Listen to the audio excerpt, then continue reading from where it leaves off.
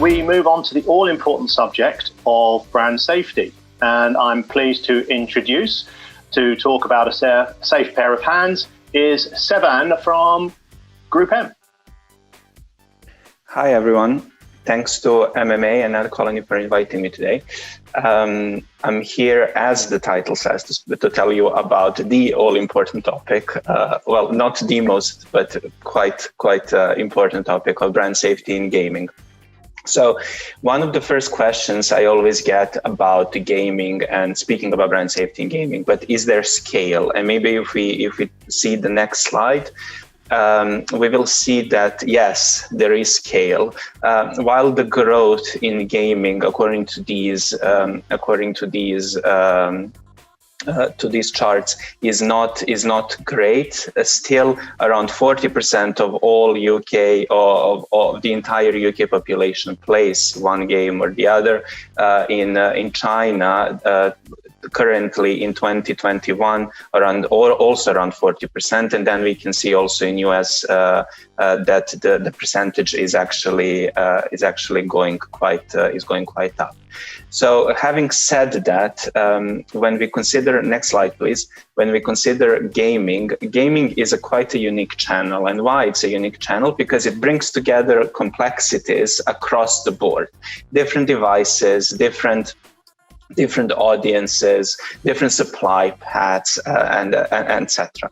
The main four challenges when we speak about brand safety in gaming is that one, it attracts young and engaged audiences, including children. And the children, and we will get to it a bit later, while they're not the only ones playing, as we've seen in Duncan's and Thomas's presentation, they're still there.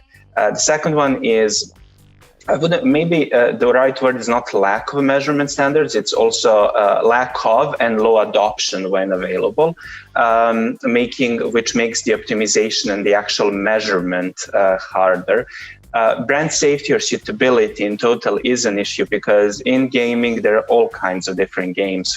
We've seen there are shooting games, then there are games in which profanity may be a bit more pronounced and highlighted.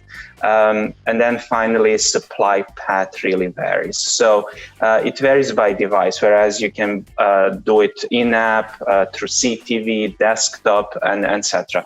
Because we are here today to speak about mobile. I'll mostly focus on mobile in a few slides, but I wanted to bring this up because part of why sometimes we hear that marketeers and agencies are steering away from gaming is because they find it complex, and it is complex, but it can be resolved and it can be navigated with the right tools. So hopefully today should provide you with a bit more clarity on things. So next slide.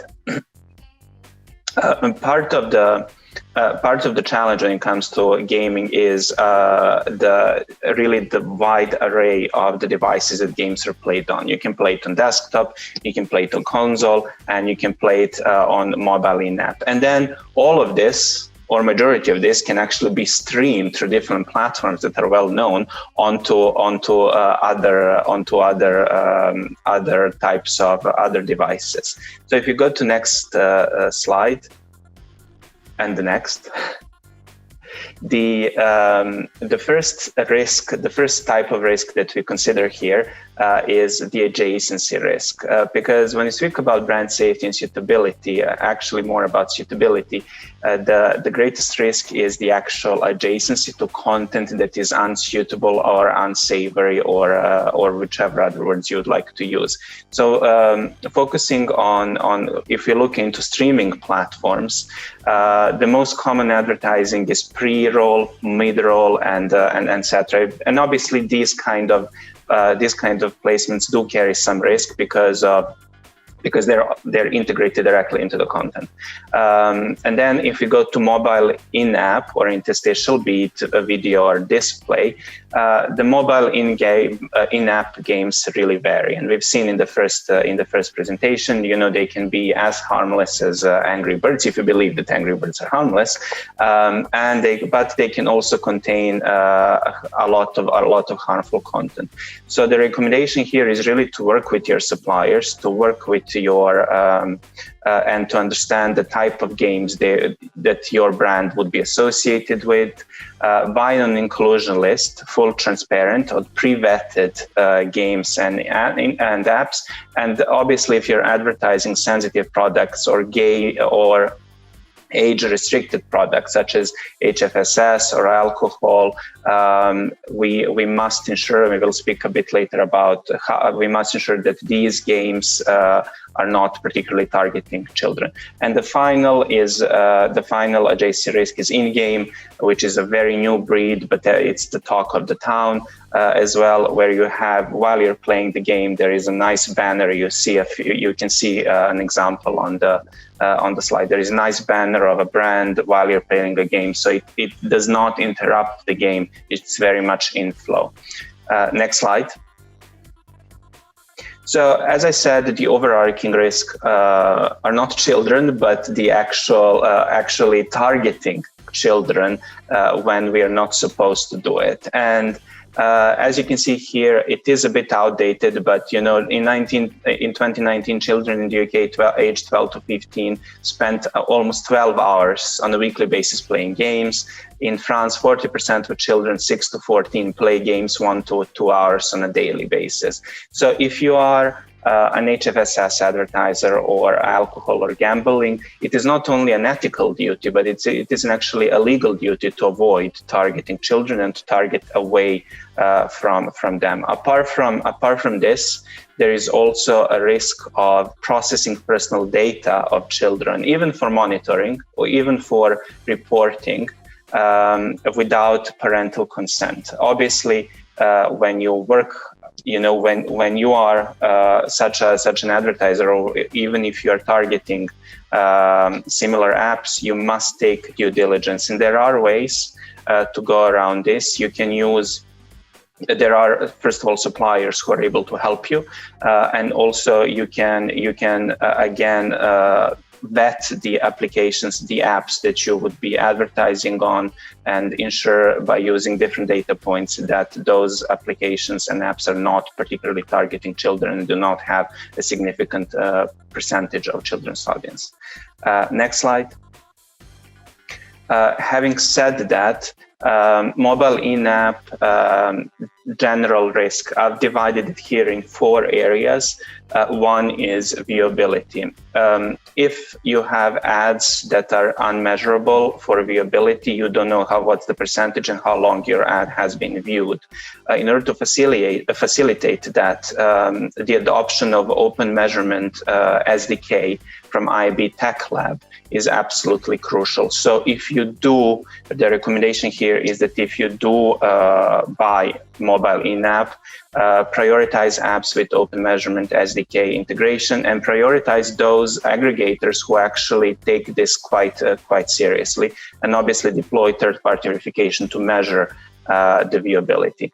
When it comes to invalid traffic, it is invalid traffic in-app is just a pain point, as in any other channel. So the recommendation is always bind an inclusion list of vetted apps, buy apps at .txt inventory, use tags, certified supply chain, and the most important thing about fraud is to regularly evaluate delivery reports and optimize your campaigns. When it comes to brand safety and suitability, I won't repeat myself too much. It's really an inclusion list and understanding the transparency of your buys. And finally, something that people often forget is precise geolocation. Precise geolocation is a highly sensitive. It's a highly sensitive thing for anybody to know about you as a consumer. So if you don't want to share it and you're found to be targeted just because you're standing on the crossroad of certain streets or next to a shop, there could be there can be repercussions in terms of not only reputational repercussions if you're caught to be doing that, but also legal repercussions. So we always ensure a high measure of due diligence with local privacy regulations, and always question your vendors. If you're using precise geolocation, how did they get to it? what kind of consent have they received, and etc. Going to the next slide.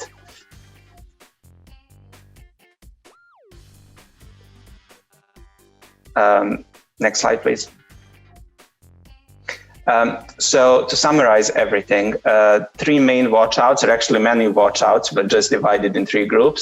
One is transparency and control. Whoever you work with, you must ask questions such as, can I access and receive a report on ad placement? Can I implement inclusion or exclusion list? Can I activate only on apps -ads.txt supplied? Can I activate only on open measurement SDK inventory? How detailed are reports? Can I track? Can I see everything? And can I, spot fraud if I look into those delivery reports? Measurability. Is there third-party verification? And do actually vendors that you work with operate certain proprietary or in cooperation with third-party vendors checks internally? Are they working with known vendors in this space? And the thing that often people forget is the legal check. Does the vendor offer refund in case fraud is identified? And what is the takedown window? Because it can happen that you must remove your campaigns because you must pause them or because something was going wrong. And in that case, you really want to ensure that you can do that very easily with your vendor. Having said that, I'd like to thank you. And if you do have any questions, please reach out to me. There is my email at the end of this presentation in the next slide, but you can also find me on LinkedIn. Thank you very much.